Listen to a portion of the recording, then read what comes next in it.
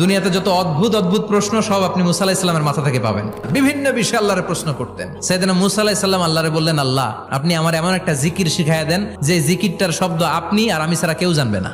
দিনে রাতে সব সময় এই জিকির আমি করব, আপনারে ডাকবো, কিন্তু শর্ত হলো এই জিকিরটা জানবে শুধু আপনি আর জানবো শুধু আমি। আল্লাহ বললেন, মুসা পড়ো লা ইলাহা ইল্লাল্লাহ। মুসা আলাইহিস সালাম কয়, মাবুদ এটা তো জাতীয় জিকির, সবাই জানে।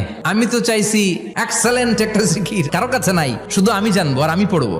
আল্লাহ বললেন, মুসা এই লা ইলাহাকে যদি এক পাল্লায় রেখে দাও, তাম বিশ্ব, 7 আকাশ 7 জমিনটারে তুলে যদি তুমি আরেক পাল্লায় রেখে দাও, লা রাজাহাত কাফাতু লা ইলাহা ইল্লাল্লাহ, মুহূর্তের মধ্যে লা ইলাহার পাল্লা ভারী হয়ে যাবে।